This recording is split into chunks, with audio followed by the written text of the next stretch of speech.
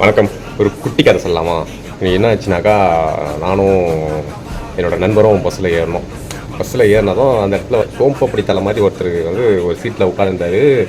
நண்பர் வந்து ரொம்ப நேரமாக இப்படியும் இப்படியும் மேலே பார்க்குறாரு, கீழே பார்க்குறாரு, சைடில் பார்க்குறாரு, சுற்றி சுற்றி பார்க்குறாரு.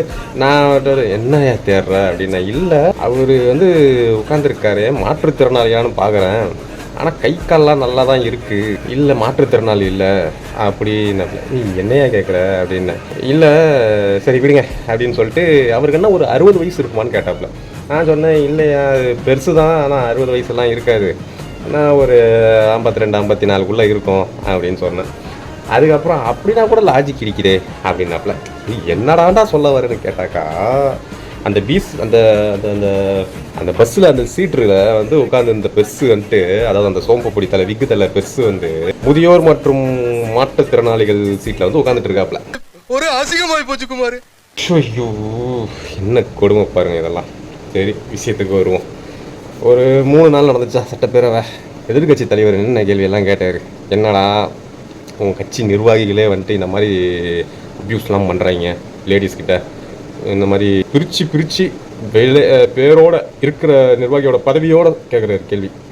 பதில் இல்லை. விவசாயிகள் வந்துட்டு இவ்வளோ போராட்டம் பண்ணிட்டு இருக்காங்களே, அறிவித்தபடி தள்ளுபடி பண்ணாமல் இப்படி ஏமாத்துறீங்களே அப்படின்னு கேட்டாப்புல. அதுக்கு பதில் இல்லை. அப்புறம் நம்ம அண்ணன் ஒருத்தர் கேட்டார், சிவசங்கர் அண்ணன் வந்துட்டு, அது எப்படிங்க காலையில் திருட்டு போகிற ஃபியூஸுக்கு வந்து நைட்டில் கரண்ட் கட் ஆகுதுன்னு, அதுக்கு பதில் இல்லை. இப்படி பல விஷயங்களுக்கு பதிலை கொடுக்காம சம்மந்தமே இல்லாத வந்து தொக்க மாட்டினது தான் அது. அதை விட்டுருவோம். அதை நம்ம போன வீடியோலேயே வந்து நல்லா பேசணும். அது அருமையாக இருந்தது. அப்புறம் நம்ம எம்எல்ஏ ஒருத்தர் இருக்கார். அதாவது 1.5 கோடி ரூபா சொத்து வந்து ஃபார்மில் காமிச்சிட்டு எலெக்ஷன் முடிஞ்சதுக்கப்புறம் அந்த வெள்ளை சட்டை வெள்ளை வெட்டியை போட்டுன்னு தள்ளு வண்டியில் சாப்பிட்றது என்ன, செருப்பு போடாமல் நடக்கிறது என்ன, கவர்மெண்ட் பஸ்ஸில் வர்றது என்ன, என்கிட்ட காசு இல்லைன்னு சொல்கிறது என்ன, பின்னாடியே வந்துட்டு லாலே லாலான்னு ஒரு பாட்டு வேறு போவோம், இந்த பிகைன் விட்ஸு, அப்புறம் அந்த கலாட்டா இதிலெல்லாம் வந்து போட்டு சாவடிச்சிட்டு இருந்தாங்க. அண்ணன் வந்து என்ன பண்ணியிருக்காருனாக்கா, இன்றைக்கி போயிட்டு ஒரு என்னன்னாக்கா ஒரு பில்டிங் இடிச்சிருக்காங்க. இடிக்கிறது வேறு யாரும் இல்லை, நம்ம ஆரையா தாசில்தாரான்னு தெரில, நிற்க வச்சு இடிச்சிட்டு இருந்தாக்கா அவங்கக்கிட்ட போய்ட்டு வாக்குவாதம் பண்ணிகிட்ருக்காரு. நியாயமாக நீ நின்று அது புறம்போக்கு இடம் போல இருக்குது, புறம்போக்கு இடத்துல கட்டின பில்டிங்கை இடிக்கிறாங்க, நீ அவங்கக்கிட்ட போய் சண்டை போட்டுருக்கன்னா நீ எதிர்கட்சி எம்எல்ஏவா இல்லை ஆளுங்கட்சி எம்எல்ஏவா எனக்கு புரியலை. நம்ம அண்ணன் ஒருத்தர் இருக்கார், ஸ்ரீதர் வேம்பு. அது வந்து பக்கா ஆர்எஸ்எஸ்ன்னு நமக்கு நல்லா தெரியும். என்ன அவர் வந்து இப்போது ஒரு குற்றச்சாட்டு வச்சுருக்காரு. டிஎம்கே பீரியடில் வந்து நான் வந்து ஸ்கூலுக்கெல்லாம் கேட்டேன், முற்றிலும் இலவசமான கலைவாணி கல்வி நிறுவனம் நடத்துகிறோம், அந்த பள்ளிக்கு வந்து நாங்கள் வந்து கேட்டோம், எல்லாருமே வந்து லஞ்சம் கேட்டாங்க, லஞ்சம் கேட்டதுனால எங்களால் லஞ்சம் கொடுக்க முடியல, அதனால் வந்துட்டு எங்களால் வந்து என்ஓசியே வாங்க முடியல. சரி, அப்புறம் எப்படி வந்துட்டு 2 ஸ்கூலுக்கு வாங்கினீங்க, லஞ்சம் கொடுத்து வாங்கினீங்களா? அப்படி லஞ்சம் கொடுத்து வாங்கியிருந்தாக்கா அதுக்கு ஏன் நீங்கள் அப்போவே வந்து ஆதாரம் சொல்லல? ஆட்சி மாறினதுக்கப்புறம் சொல்கிறீங்க, எனக்கு யாரை பார்த்தும் பயம் இல்லை, இப்போ சொல்கிறீங்கல்ல, ஏன் அப்போவே லஞ்சம் கொடுத்துருந்தாக்கா சொல்லியிருக்கலாமே, இந்த மாதிரி லஞ்சம் கேட்குறாங்க, நான் லஞ்சம் கொடுத்து தான் இந்த 2 ஸ்கூல் ஓப்பன் பண்ணேன் அப்படின்ட்டுன்னு.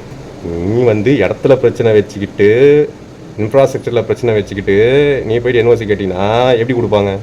கொடுக்க மாட்டாங்க. கும்பகோணத்தில் எரிஞ்சு போச்சு ஸ்கூலு, அந்த மாதிரி கொளுத்து விடலான்ற ஐடியாவில் நீ போய் கேட்ட.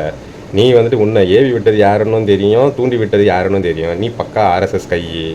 அதுக்கப்புறம் இப்போ உனக்கு சப்போர்ட் பண்ணிகிட்டு இருக்கிறியே, அதுவுமே வந்து ஆர்எஸ்எஸ் குழந்தைன்னு நான் சொல்லப்பா. அண்ணன் திருமாவளவன் அவங்க கூட இப்போ கூட்டணியில் இருக்கிறாரு, வன்னியரசனுக்கு ஒரு அமைச்சர் பதவி வாங்கி கொடுத்துருக்கிறாரு அந்த தலைவர்.